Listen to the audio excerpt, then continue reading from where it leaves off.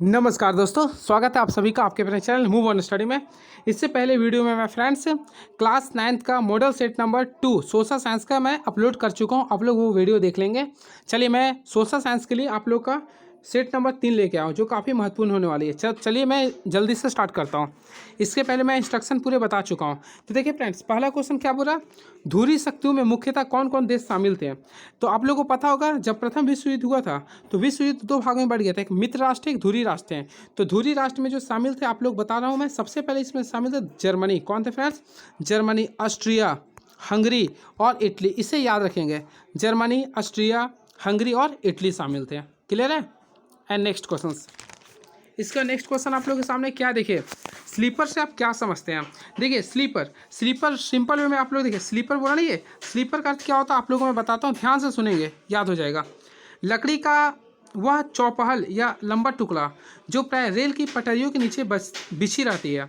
यानी फ्रेंड्स आप लोग देखोगे, लकड़ी का कोई जो छोटा टुकड़ा जो होता है वह जो रेल की पटरियों के नीचे बिछी रहती है, उसे बोलते हैं स्लीपर। रेल का वह डिब्बा जिसमें अतिरिक्त शुल्क देने पर यात्रियों के शयन करने की व्यवस्था रहती है, उसे बोलते हैं स्लीपर। ठीक है, आप लोग देखे होंगे।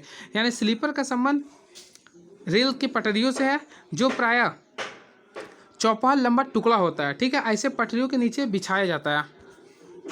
निर्धनता रेखा से आप क्या समझते हैं? What do you understand bye poverty line. तो देखिए निर्धनता रेखा होता क्या, समझाता हूँ मैं। निर्धनता रेखा उसे कहते हैं जो मूलभूत आवश्यकताओं से एक दिए गए समूह को पूर्ण करने का व्यक्ति के आय को करती है। यानी सबसे पहले इसे आप स्किप कीजिएगा। देखिए नेक्स्ट, सार्वजनिक वितरण प्रणाली से आप क्या समझते हैं? सार्वजनिक यानी सभी के लिए होता है। क्या होता है फ्रेंड्स? सार्वजनिक होता है सभी के लिए। आप लोगों को मैं बताता हूँ, देखिए सार्वजनिक वितरण प्रणाली वह प्रणाली है जिसके अंतर्गत भारतीय खाद्य निगम, ये क्वेश्चन ध्यान रखिए, जिसके अंतर्गत भारतीय खाद्य निगम द्वारा एकत्रित अनाज को उचित मूल्य वाली दुकानों के माध्यम से समाज के सबसे अधिक निर्धनों में वितरित किया जाता है। ये होता है सार्वजनिक।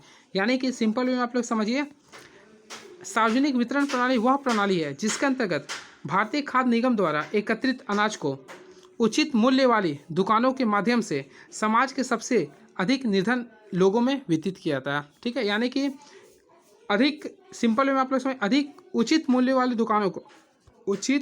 दुकानों के माध्यम से सबसे निर्धन लोगों को भी वितरित किया जाता है।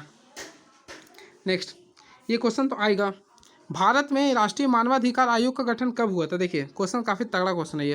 क्या लिखा फ्रेंड्स? भारत में राष्ट्रीय मानवाधिकार आयोग का गठन कब हुआ था। तो मैं आप लोग के लिए बताना चाहता हूँ, सबसे पहले राष्ट्रीय मानवाधिकार आयोग एक वैधानिक आयोग है जिसका स्थापना हुआ था 12 अक्टूबर 1993 को हुआ था। ठीक है, और इसका जो हेड क्वार्टर यानी HQ जो होता है वह न्यू दिल्ली है। कौन है फ्रेंड्स? न्यू दिल्ली है। और इसका जो वर्तमान अध्यक्ष है उसे भी याद करिए, अरुण कुमार मिश्रा है। ये भी क्वेश्चन आ सकता है, अरुण कुमार मिश्रा है। क्लियर है, याद रखेंगे आप लोग। ठीक है, एंड नेक्स्ट, इसका कार्य होता है भारतीय संविधान को रक्षा करना। जितना हमारे मौलिक अधिकार दिए गए ना, उसको ही रक्षा करता है। नेक्स्ट, शिक्षा का अधिकार सब क्या समझते हैं? बहुत ही तगड़ा क्वेश्चन है ये। शिक्षा का अधिकार होता क्या है, यानी कि what do you understand by right to education. तो काफ़ी तगड़ा क्वेश्चन है ये, मैं आप लोगों को सिंपल में बताना चाहता हूँ। देखिए सबसे पहले याद रखिएगा, इसे RTI भी करते हैं, राइट टू एजुकेशन। देखिए वर्ष 2002 में 86वें संविधान संशोधन, ये भी याद रखिएगा फ्रेंड्स, 86वें संविधान संशोधन CA द्वारा शिक्षा के अधिकार को मौलिक अधिकार के भाग 3 के तहत शामिल किया गया। याद रखेंगे आप लोग।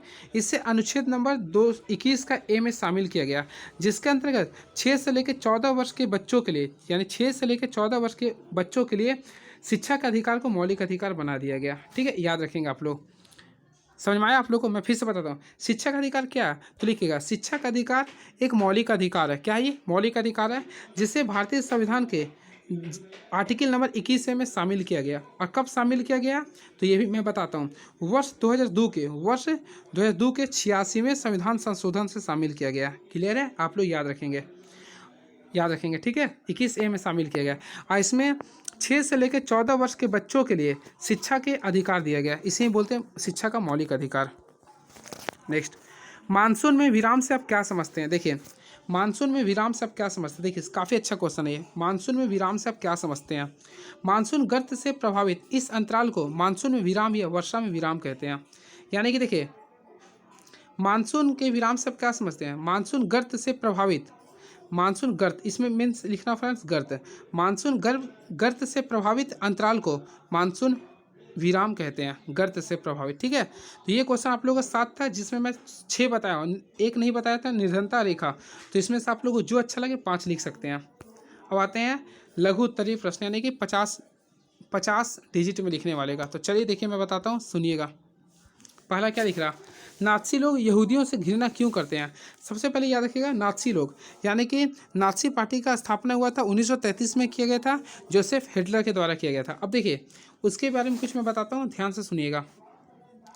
1933 में जर्मनी में शक्ति पकड़ने के पश्चात शीघ्र ही हिटलर ने यहूदियों के विरुद्ध सर्वत्र घृणा का प्रचार करना शुरू कर दिया। यानी हिटलर जो है ना, यहूदियों के खिलाफ घृणा का प्रचार करना शुरू कर दिया।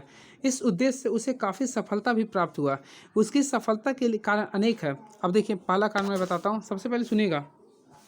बहुत सारे थे फ्रेंड्स, इसे आप लोग स्टोरी के रूप में किताब से पढ़ लेंगे। नेक्स्ट, औपनिवेशिक काल में व्यावसायिक खेती को क्यों विस्तार हुआ। 2 कारण बताएं। तो देखिए मैं बताता हूँ। औपनिवेशिक काल में जब अंग्रेजों को शासन था, देखिए औपनिवेशिक काल किसे कहते हैं, जब आप जिस काल में अंग्रेजों का शासन था उसे बोलते औपनिवेशिक काल। ठीक है, इस काल में खेती का खूब विस्तार हुआ, यानी अंग्रेजों के शासन काल में खेती का खुद विस्तार हुआ। इसके पीछे दूसरा रीजन ये है, सुनिएगा। पहला कारण क्या, देखिए पहला, अंग्रेजों ने व्यावसायिक फसलों जैसे पटसन हो गया, गन्ना हो गया, चाय हो गया, कपास हो का खूब विस्तार किया, क्योंकि इसकी खेती से अधिक आय प्राप्त होता था। क्लियर हुआ। दूसरा, इंग्लैंड के कारखानों को कच्चा माल चाहिए था, इसलिए भी इस व्यावसायिक फसलों का पैदावार को बढ़ा दिया गया। तो बोरा क्वेश्चन फ्रेंड्स, औपनिवेशिक काल में व्यावसायिक खेती का क्यों विस्तार हुआ। क्योंकि देखिए सबसे पहले सिंपल में आप लोग समझिएगा ना, अंग्रेजों ने व्यावसायिक फसलों जैसे पटसन हो गया, गन्ना हो गया, चाय हो गया, कपास हो गया, उसका विस्तार किया, जिससे उसको अधिक इनकम प्राप्त होने लगा। उसके साथ साथ इंग्लैंड के कारखानों को कच्चा माल चाहिए था, इसलिए भी उन्होंने व्यावसायिक खेती का विस्तार किया। नेक्स्ट, शहरी क्षेत्रों की अपेक्षा ग्रामीण क्षेत्रों में कैलोरी को आवश्यकता क्यों अधिक क्यों है। तो देखिए सिंपल में समझिए, ग्रामीण क्षेत्र में रहने वाले शहरों में लोगों की अपेक्षा अधिक शारीरिक कार्य करना पड़ता है, इसलिए। बोरा क्वेश्चन ना, शहरी क्षेत्रों की अपेक्षा ग्रामीण क्षेत्रों में कैलोरी की आवश्यकता क्यों होती है। क्योंकि देखिए ग्रामीण क्षेत्र में रहने वाले शहर में लोगों की अपेक्षा अधिक शारीरिक कार्य करता है, यानी ग्रामीण वाले जो ना अधिक शारीरिक कार्य करते, इसलिए। किसी आपदा के कारण खाद्य सुरक्षा कैसे प्रभावित होती है। तो भूकंप वगैरह से आप लिख सकते हैं, जब जैसे देखिए मानिए भूकंप आता है, बाढ़ आता है, सुनामी आता है, या फिर आता है ये सब ना, तो फसल की बर्बादी होते हैं, तो उससे रिलेटेड आप लोग पढ़ के लिख सकते हैं इसे। नेक्स्ट, लोकतंत्र में चुनाव की आवश्यकता क्यों है। देखिए लोकतंत्र में चुनाव की आवश्यकता क्यों है, काफ़ी तगड़ा क्वेश्चन है ये। तो लोकतंत्र में चुनाव की आवश्यकता क्यों, आप लोग बता सकते हैं। बिल्कुल सही है। देखिए किसी लोकतंत्र के लिए एक ऐसी व्यवस्था अपेक्षित होती है जिसके द्वारा जनता नियमित समय अंतराल में अपने प्रतिनिधियों को चुनता है, यदि चाहे वह उसको बदल भी सकता है। इस व्यवस्था को चुनाव कहलाती है। यानी कि लोकतंत्र में चुनाव एक ऐसी व्यवस्था है जिसमें कुछ निश्चित समय के लिए किसी प्रत्याशी या फिर प्रतिनिधियों को चुना जाता है, जो उसके सकारात्मक सोच के अनुसार जो चलते हैं। ठीक है, अब बोला लोकतंत्र में चुनाव की आवश्यकता क्यों है। पहला देखिए इसलिए है ना, क्योंकि वे अपने कानून को बनाने के लिए चयन कर सकते हैं, क्योंकि वो अपने लिए कानून को बनाने के लिए चयन कर सकते हैं। वे सरकार बनाने और मुख्य फैसलों को लेने के लिए चुन सकते हैं। वे उस दल को चुन सकते हैं जिसकी नीतियां सरकार और कानून निर्माण के लिए मार्गदर्शक बनेगी। मानवाधिकार आयोग से आप क्या समझते हैं, अभी तो मैं बताया था। देखिए ये क्वेश्चन आएगा आप लोगों के पेपर में, मैं फिर से बोल रहा हूँ। देखिए मानवाधिकार वह मौलिक अधिकार है जो मनुष्य के जीवन की आवश्यकता करता है। देखिए मानवाधिकार क्या लिखिएगा, मानवाधिकार एक विधि निकाय, कैसा फ्रेंड्स, एक विधि निकाय है जिसकी स्थापना 12 अक्टूबर 1993 को हुआ था। 12 अक्टूबर 1993 को हुआ था। इसका हेडक्वार्टर कहाँ पे फ्रेंड, न्यू दिल्ली है। और इसका मेन अध्यक्ष कौन, अभी अरुण कुमार मिश्रा है। ठीक है, अब ये होता क्या, देखिए मानवाधिकार एक प्रकार का ऐसा वैधानिक आयोग है जो हमारे मौलिक अधिकारों का रक्षा करता है, जो मनुष्य के जीवन के लिए काफ़ी आवश्यक है। ठीक है, यानी कि मौलिक अधिकारों को रक्षा करने के लिए मानवाधिकार का गठन किया गया। अब आ चुके हैं क्वेश्चन नेक्स्ट, उष्णकटिबंधीय पर्णपाती वनों, क्या लिखा फ्रेंड्स, देखिए उष्णकटिबंधीय पर्णपाती वनों का वर्णन करें और उसके मुख्य वृक्ष का नाम लिखिए। देखिए तो उष्णकटिबंधीय वनों का वर्णन देखिए। सबसे पहले यहाँ का जो वर्षा जो होता है, ये भी क्वेश्चन आप लोग का आ सकता है। यहाँ जो वर्षा जो होता है याद रखेंगे 70 सेंटीमीटर से लेकर 200 सेंटीमीटर के बीच में होता है। ये क्वेश्चन याद रखेगा ना। यानी उष्णकटिबंधीय पर्णपाती वनों में वर्षा जो होता है ना 70 सेंटीमीटर से लेकर 200 सेंटीमीटर के बीच में होती है। ठीक है, उसके साथ साथ ध्यान देंगे भारत में सर्वाधिक क्षेत्र में पाए जाते हैं उष्णकटिबंधीय पर्णपाती वन। अब देखिए क्या लिखा, इसके मुख्य वृक्ष का नाम बताइए। तो पहला वृक्ष का नाम लिख सकते हैं आर्द्र पर्णपाती वन। देखिएगा मैं बता रहा हूँ, आर्द्र पर्णपाती वन, और दूसरा लिखिएगा शुष्क पर्णपाती वन। ठीक है, अब देखिए आर्द्र पर्णपाती, देखिए मैं लिख देता हूँ सिंपल वे में, आप लोग समझिएगा। देखिए सबसे पहले फ्रेंड्स आप लोगों को समझना पड़ेगा आर्द्र पर्णपाती वन क्या होता है, जिसमें वर्षा 100 सेंटीमीटर से 200 सेंटीमीटर होता है, उसे बोलते हैं आर्द्र पर्णपाती वन। ठीक है, अब इसका जो उदाहरण है बांस हो गया, साल हो गया, शीशम हो गया, चंदन हो गया, इसे बोलेंगे। ठीक है, और शुष्क में जो होता है ना, इसमें वर्षा कम होती है, यानी 70 सेंटीमीटर से लेकर 100 तक होती है। और इसका एग्जाम्पल लिख सकते हैं आप लोग, पीपल हो गया, साल हो गया, नीम हो गया, इस लिख सकते हैं। ठीक है, झारखंड में जो होती है वह आर्द्र पर्णपाती होती है, और बिहार में जो होती है ना वह शुष्क पर्णपाती होती है। तो ये क्वेश्चन था। अब आते हैं खंड सी में, जो कि लंबे क्वेश्चन होंगे। तो देखिए पहला क्वेश्चन क्या है, वन संरक्षण से आप क्या समझते हैं। तो वन संरक्षण क्या, आप लोग खुद इसके बारे में लिख सकते हैं, वन का बचाव कैसे कर सकते हैं। किसी देश का आर्थिक विकास और निर्धनता उन्मूलन के बीच गहरा संबंध, इस कथन को लिखें। तो इसे भी आप लोग लिख सकते हैं फ्रेंड्स। नेक्स्ट, भारत में चुनाव प्रणाली के विभिन्न घटकों का वर्णन करें। तो देखिए इसके बारे में कुछ बता देता हूँ, आप लोगों को 3 ही लिखना है। तो लिख रहा भारत में चुनाव प्रणाली के विभिन्न घटकों का वर्णन करें। देखिएगा सुनिएगा, सबसे पहले देखिए भारतीय चुनाव प्रणाली के विभिन्न घटक निम्न है। पहला होता है चुनाव क्षेत्र, आप लोग को पता होगा फ्रेंड्स, पहला क्या होता है चुनाव क्षेत्र होता है। ठीक है, तो चुनाव क्षेत्र क्या होता है ना, लोकसभा तथा विधानसभाओं के सदस्यों के निर्वाचन के लिए देश व राज्यों को उनके क्षेत्रों में बांटा गया है, इसे बोलते हैं चुनाव क्षेत्र। यानी कि फ्रेंड्स देखिए चुनाव क्षेत्र क्या होता है ना, लोकसभा या फिर विधानसभा के सदस्यों के निर्वाचन के लिए उसे देश व राज्यों में अलग अलग क्षेत्रों में बांटा गया है, उसे बोलते हैं चुनाव क्षेत्र है। अब आप लोग कमेंट बॉक्स में लिख सकते हैं भारत की लोकसभा में कुल कितना सीट है। तो लोकसभा में 543 सीट है, तो यानी 543 सीट का अर्थ हुआ ना, लोकसभा को कुल 543 क्षेत्र में बांटा गया। क्लियर हुआ। उसी प्रकार पर देखिए प्रत्येक राज्य में विधानसभा का सीट अलग है। जैसे हम झारखंड से बिलोंग्स करते हैं, तो झारखंड में कुल कितना क्षेत्र है, 81 क्षेत्र है। मान लें अपना पड़ोसी राज्य बिहार की बात करें तो वहाँ पे कितना 243 है ये। अब बंगाल की बात करें तो 294 है। तो यानी कि जितना सीट है उतना क्षेत्र को बांटा गया। ठीक है, अब देखिए लोकसभा के लिए 543 क्षेत्र में देश को बांटा गया है, जो किस पे आधारित है पता है आप लोग को, ये किस पे आधारित है, ये जो जितना जो सीट होता है ना वह जनसंख्या पे आधारित है। किस पे आधारित होता है फ्रेंड्स, जनसंख्या पे आधारित होता है। इन क्षेत्रों का जो चुनाव क्षेत्र होता है ना उसे बोलते हैं निर्वाचन क्षेत्र। अब प्रत्येक क्षेत्र से एक प्रतिनिधि चुने जाते हैं। अगर मान लीजिए फ्रेंड्स बोलता है आप लोग को भारत के लोकसभा में कुल 543 क्षेत्र हैं, 543 क्षेत्र हैं, तो इसे बोले निर्वाचन क्षेत्र है। तो 543 जब क्षेत्र है ना तो कुल कितना प्रतिनिधि चुने जाएंगे, तो 543 ही चुने जाएंगे। अब समझ में आया। और जो लोकसभा में चुनाव होता है उसे बोलते हैं एमपी। तो पहला हो गया चुनाव क्षेत्र, दूसरा होता है आरक्षित निर्वाचन। देखिएगा मैं बता रहा हूँ इसी में फ्रेंड्स सेकंड जो रूल में लिखिएगा आरक्षित निर्वाचन क्षेत्र, मैं लिख देता हूँ आरक्षित निर्वाचन क्षेत्र। अब देखिए आरक्षित यानी क्या होगा, आप लोगों को पता होगा हमारे भारत देश में आरक्षण दिया गया यानी कि छूट दिया था। आप लोगों को बताता हूँ, जैसे लोकसभा में कुल कितना सीट होता है, 543 सीट होता ना, तो उसमें देखिए छोटा यानी कि देखिए 2 आरक्षण दिया था। किससे किससे दिया था वो भी मैं जिक्र करता। एक होता है SC और एक होता है SC, एक होता है SC और एक होता है ST, इसके लिए छूट दिया था। अब देखिए SC के लिए जो छूट जो संख्या दिया था वह 84 होता है। कितना होता है फ्रेंड्स, 84 होता है। और वही ST के लिए होता है वह 47 होता है। क्लियर हुआ। अगर बोलेगा ना भारतीय निर्वाचन आयोग के द्वारा SC की कुल सदस्य कितना है तो 84 है, और ST कितना है 47 है। ये भी आप लोग याद कर सकते हैं। ठीक है, आरक्षित की है जिसमें अनुसूचित जाति अथवा जनजाति के उम्मीदवार ही चुनाव लड़ सकते हैं।